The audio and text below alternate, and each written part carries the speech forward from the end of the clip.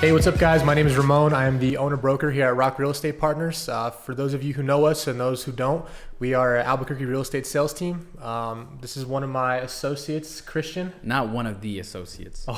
The associate. Excuse me. Okay. We got the associate, and then we got Daniel, the marketing bro. He's behind the camera there on the ones and twos. But anyway, so Christian, the associate, and I came up with this really crazy idea. Yeah, I don't even know if wild. it's that crazy, but Yeah. you know, a video series. Like, let's start one. Let's start talking to people. But I mean, I don't know what. So we had this idea to come up with this video series, but Ramon, what is this about? Dude, I don't know. No, I'm just kidding. I think that we kind of came to the conclusion, like, there was something, I don't know if it's necessarily missing, but we wanted to provide value, provide insight and perspective in the real estate industry in general. I do feel like there is some authenticity missing with today's marketing. I feel like a lot of it's watered down, and for those of you who are any familiar with real estate, you know that there's so much information out there, good and bad. So we kind of came up with this idea and said, okay, now what are we going to talk about? I think that's when you guys launched the social media. Your questionnaire, right? We put out a questionnaire, right? And you know, let's kind of go back to it. What do we kind of hope to bring to the people watching these videos? You know, I give someone some real life advice, you know, whether it's, again, if you're a small business owner, you want to get into real estate, or maybe you are someone who's in the real estate market, you know, buying or selling, investing, whatever it might be.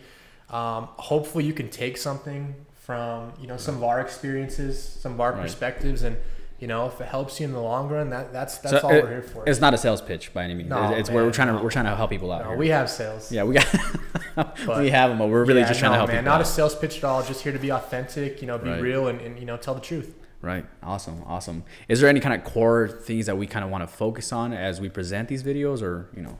You know, not really. The only thing I do ask for is as much engagement as possible from our audience. Right. If you like what we have to say, you know, a comment, a share, a like goes a long way. If you don't, I'd love to hear what you either want to hear, or what you didn't like, or what you did like, whatever it might be. But I know I love feedback. Good or bad feedback is great. Yeah, we love that. I'd appreciate it. Yeah, for sure. Well, we did come up with a questionnaire that we put on Facebook. That we put out, and we had great success with it. We're giving away a bottle of wine too, right? Yeah, we're giving away a free bottle of wine to one of the lucky contestants that jumped into these questions. And you kind of want to just jump into these? We love wine, by the way. But anyway, we dabble in it. We love it. Let's jump into the questions. Wine connoisseurs over here. One of the first questions we got, I love this question. Do you have any concerns with inconsistent appraisals? I have concerns always with appraisals, and this has nothing to do, there's nothing bad about appraisers in general. You could say this for any industry that's human driven, is that you're relying on a human to do a job over and over and over and over, consistently and correct every single time. You know, there's going to be mistakes made, opinions are going to vary. So, you know, yeah, there's a possibility you might be caught up in one of those situations. So again, nothing about appraisers, but. So there's kind of a dime a dozen. I wouldn't say it's a dime a dozen. I think that, you know, what happens is sometimes, whether it's something that the appraiser missed, something that your realtor, when they are valuing your property, missed. Luckily, if you do get caught up in those situations, let's say where the appraisal is lower than the sales price, you know, if you're the owner of the property and you feel like, no, your value is justified, your real estate professional is able to contest, you know, the appraiser, you know, maybe talk to them and kind of show them where they're coming from. There's also going to be more leeway depending on the loan product. Government-backed products are going to be a little bit more tight on the appraisals, opposed to like conventional or any other type of loan product. And for those of you guys who don't know what appraisal is, can you kind of tell them what an appraiser is, or what an appraisal does? Yeah, an appraisal is going to be from, you know, your institution that's giving you the funds to purchase the property.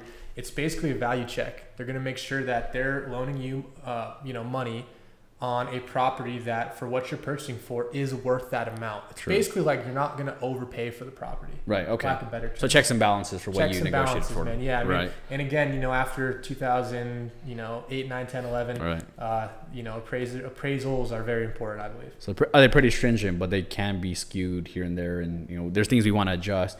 Is there a process to adjust it in case, you know, it does come in inconsistent, like this question asks? It comes in lower. Hope your real estate professional did a good job when they valued it, and they can use those comparable sales or whatever information they had to value your property, present it to the appraiser in a manner that makes sense. And, you know, I mean, at the end of the day, hope for the best. The appraisers are professionals too. Just throw up a wing and a prayer, huh? There you go. Yeah, absolutely. Well, let's jump into the next question we have here. Sounds good. We had someone ask if we've ever used drone photography to show off a house that we're listing. Yeah, man. Yeah, a drone brought my burrito in this morning before we started talking. I mean, yeah, drones Drone are everywhere, burritos, man. yeah. Yeah, no, drones are good. I mean, in today's marketing, online presence is so important. So I'm not going to say a drone photo is going to make or break your sale or it's going to make or break your marketing plan, but it definitely helps.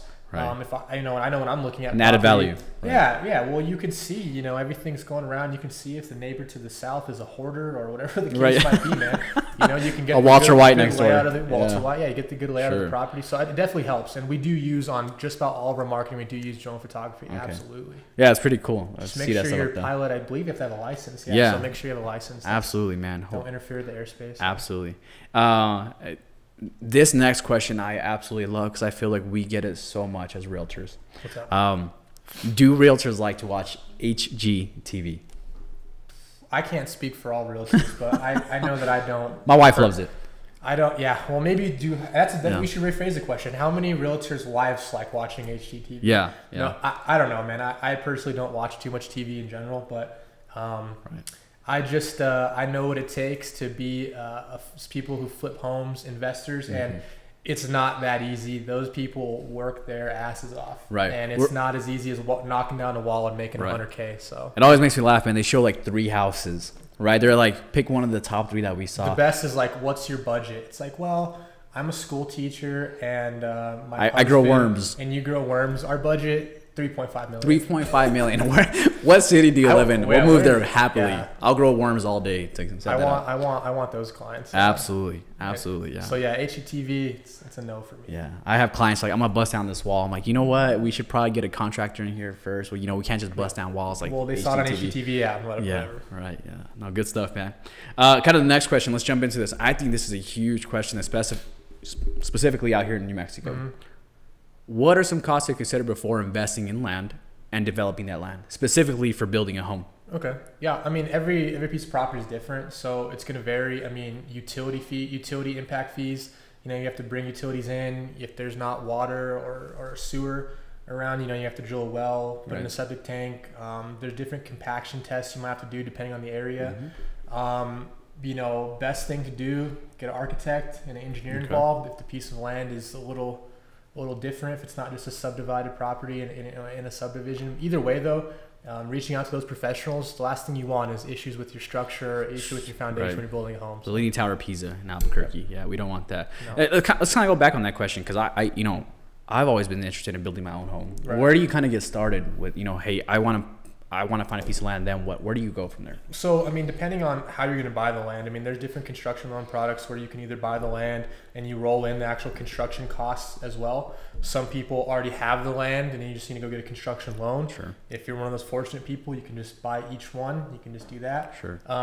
But, you know, usually you're going to start with understanding your loan product if you're using one, and then finding your piece of dirt. Sure. Once you have those two, the next thing is to start drawing your plans. Once you have those plans, you can take those plans to different builders, shop around, see who you're comfortable working with. You know, obviously you're going to be looking at price as well. Right. But that's where I start. How important is it to have a real estate broker to kind of help you get through that?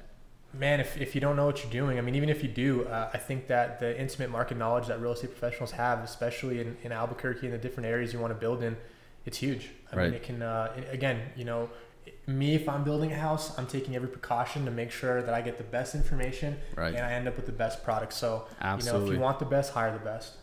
I like that, man. I like that. We know some good realtors. On average, how long does it take someone to find a home?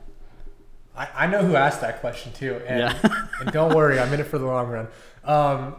It just varies, man. I have some people that see one house, they know exactly what they're looking for, and it's a go. And others that, you know, they're looking for a very specific product, and until they find it, you know, it could be 6 months, it could be a year. You know, it just varies.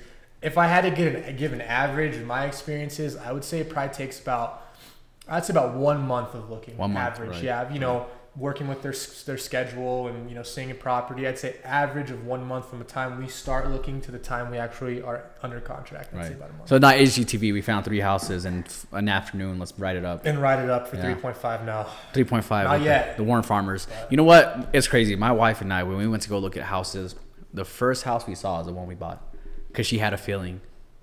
Happy wife, happy life, right? And then she looked at you, and all of a sudden you had that feeling, right? Like, yeah, I had that feeling too, right after she looked at me. Happy wife, happy life, ladies and gentlemen. This is a really good one. How do you succeed in rental properties? How do you succeed in rental properties? Vet your tenants well. Okay.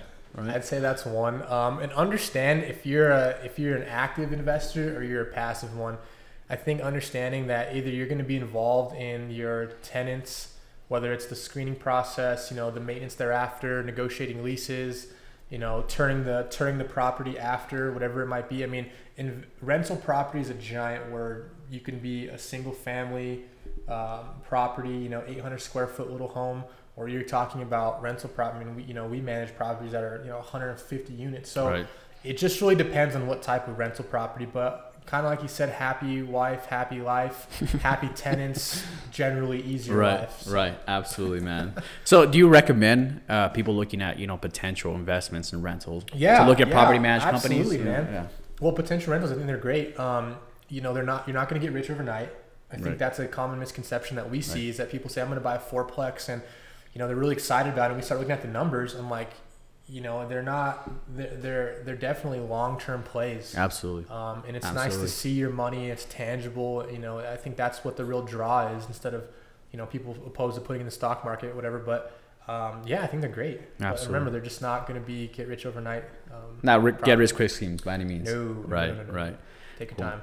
Well, here's another one I think is very, very important for our state and our country in general. How important is it to have a home inspection before buying a house? Ooh, that's a good one. I mean, I would always recommend a home inspection to anybody, whether you know what you're doing or not. I think that a lot of times you find things that you probably would have missed otherwise. Right. And again, personally, when I'm making a large purchase, like $100, $200, $300, $400,000 property, I'll spend the extra money. I mean, think about it.